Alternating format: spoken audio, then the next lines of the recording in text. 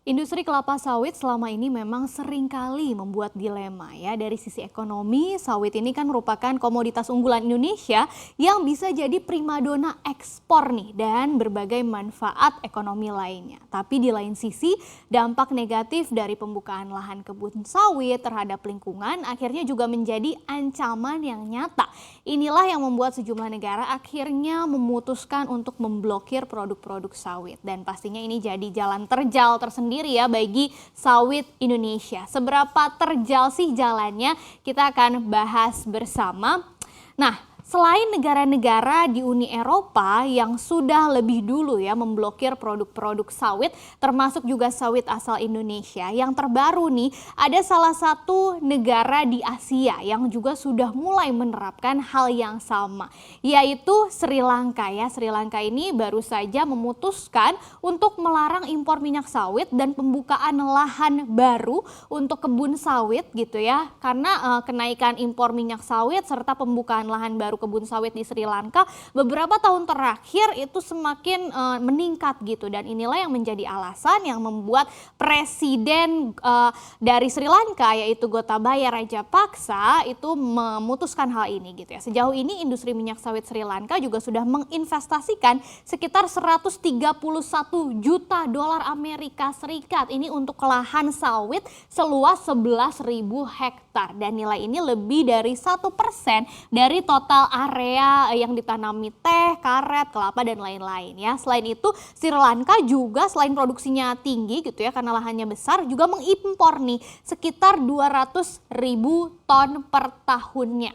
Jadi setiap tahunnya 200.000 ton diimpor sawit dari negara-negara, dan mayoritas berasal dari Indonesia termasuk negara tetangga kita, Malaysia. Nah, para ahli lingkungan di Sri Lanka tuh menyebut inilah yang membuat kerusakan ekosistem di Sri Lanka khususnya semakin signifikan. Jadi semakin nyata nih pencemaran lingkungan yang diakibatkan oleh sawit gitu ya. Untuk itu Sri Lanka berupaya menjadi negara yang bisa bebas dari perkebunan kelapa sawit dan juga bisa terbebas dari konsumsi minyak sawit gitu ya. Untuk itu pemerintah akhirnya meminta pemerintah Sri Lanka meminta perusahaan serta entitas yang memang sudah melakukan budidaya kelapa sawit selama ini bisa mengurangi sawitnya secara bertahap dengan pencabutan setidaknya 10% sekaligus, dan menggantinya dengan budidaya tanaman-tanaman yang lebih ramah lingkungan gitu ya. Misalnya karet atau tanaman-tanaman lain. Nah, bagaimana sih dampaknya ke Indonesia khususnya untuk kasus yang Sri Lanka ini ya? Kalau kita mengacu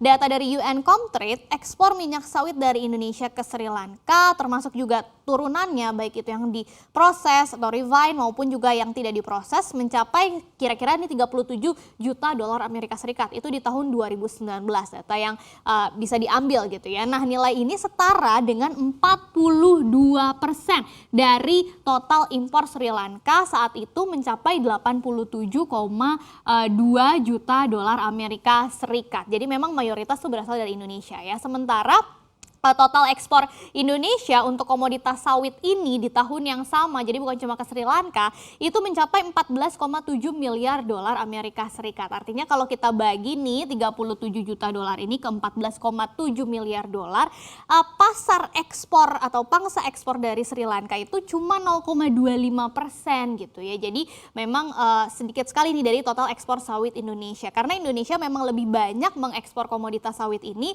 misalnya ke negara-negara Uni Eropa, kemudian juga India, China. Misalnya di periode 2017 sampai 2019 lalu Indonesia itu sudah mengekspor produk minyak sawit ke India rata-rata 2,25 miliar sampai dengan 4 miliar dolar Amerika Serikat gitu ya. Begitu juga dengan China, kira-kira ada di 2 sampai 2,5 miliar dolar AS tuh ekspornya.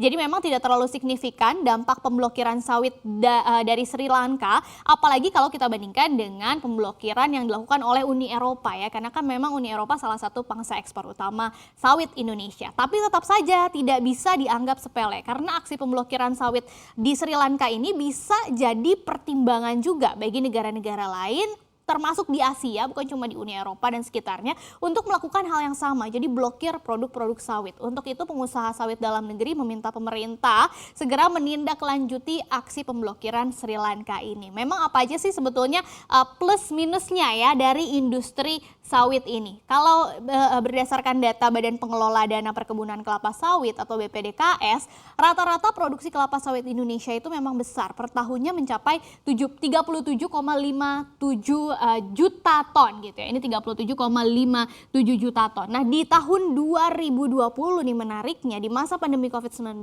ketika sektor-sektor lain terpukul, justru produksi dari kelapa sawit ini naik nih lebih dari rata-ratanya ya di 51,58 juta ton. Jadi masih lebih dari rata-rata produksi per tahun.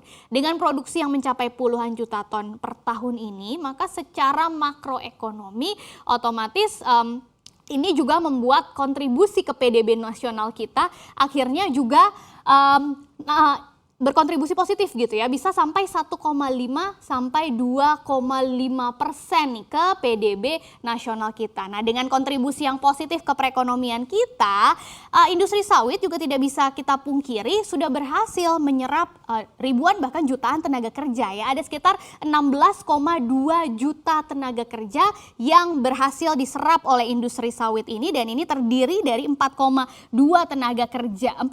juta tenaga kerja langsung. Begitu juga dengan tenaga kerja tidak langsungnya ada sekitar 12 juta. Jadi ini kontribusi positifnya, dan selain itu juga dari segi ekspornya, tadi kan disebut sawit ini adalah primadona ekspor gitu ya. Dari segi ekspor juga kontribusi positif sawit bisa rata-rata nilai ekspor per tahun mencapai 21,4 miliar dolar. Jadi menyumbang devisa yang cukup besar juga nih buat Indonesia. Nah, tapi ini kan dari segi ekonomi aja gitu ya manfaatnya. Tadi kalau dari sisi lingkungan, apa aja nih sebetulnya dosa-dosa besar yang sudah dibuat oleh industri sawit ke lingkungan tercinta kita? Kalau dalam kurun waktu 20 tahun saja produksi kelapa sawit itu bisa meningkat lebih dari 20 kali lipat bahkan ya, sampai akhirnya produksi sawit RI ini kan melampaui Malaysia waktu itu, kemudian kita sudah menjadi produsen kelapa sawit terbesar di dunia. Nah, peningkatan produksi kelapa sawit yang pesat ini pastinya disebabkan oleh pembukaan lahan kelapa sawit yang sangat masif juga kan. Pertanyaannya, gimana sih perusahaan itu bisa buka lahan kebun sawit yang beribu-ribu hektar tadi? Nah, ini mirisnya, karena pembukaan lahan ini bukan cuma dari lahan tidur yang nggak terpakai gitu ya, tapi juga dari lahan-lahan yang punya fungsi masing-masing. Misalnya lahan pertanian gitu yang selama ini menjadi sumber pangan, perlahan-lahan jadi berkurang karena digusur oleh sawit. Petani-petani awalnya berperan penting untuk menyediakan pangan kita di tanah air ini, semakin banyak yang berganti profesi ke petani sawit karena merasa ya pasarnya juga menjanjikan gitu ya. Begitu juga dengan lahan hutan yang harus dibabat habis untuk kebun sawit ini, untuk membuka lahan-lahan kebun sawit baru, dan akhirnya membuat deforestasi gitu ya, penggundulan hutan. Kemudian selain itu juga yang harus kita pertimbangkan juga adalah konversi dari lahan gambut. Kenapa? Karena bukan cuma kebakaran, bukan cuma deforestasi hutan saja gitu ya, bukan cuma penggundulan hutan saja yang mengakibatkan pencemaran lingkungan atau kerusakan lingkungan secara permanen, tapi karbon dioksida yang dihasilkan dari konversi lahan gambut itu akhirnya juga bisa membuat efek rumah kaca yang kemudian membuat pemanasan global bisa terjadi lebih cepat lagi. Ujung-ujungnya adalah perubahan iklim, climate change yang semakin dekat di depan mata. Ini harus dipertimbangkan oleh Indonesia, pemerintah termasuk juga kita. Kalau kita tidak memperhatikan kerusakan-kerusakan lingkungan akibat industri sawit ini, maka sedikit demi sedikit biaya yang kita keluarkan justru malah bisa semakin mahal. Misalnya kalau perubahan iklim tadi terjadi, bisa saja ada wabah penyakit, kita sudah mengalaminya sekarang pandemi COVID-19, kemudian ada juga yang memprediksi akan ada wabah-wabah atau pandemi-pandemi lainnya, bisa kekurangan air bersih, bencana banjir sekarang juga sudah terjadi di mana-mana, polusi udara juga semakin meningkat gitu ya, dan biaya-biaya itu akhirnya jadi beban negara juga gitu kan. Dan manfaat-manfaat ekonomi tadi yang sudah banyak didapatkan oleh industri sawit ini justru bisa-bisa malah tidak bisa dinikmati lagi. Jadi malah kita mengalami kerugian gitu ya. Pemerintah sebetulnya sudah memikirkan solusinya, makanya dibuatlah sertifikasi industri kelapa sawit berkelanjutan gitu ya. Tapi perlu dipertimbangkan lagi nih, berkelanjutannya betul-betul berkelanjutan atau memang masih hanya mementingkan sisi ekonominya saja ya. Jangan sampai tadi jalan untuk sawit Indonesia ini malah menjadi semakin terjal.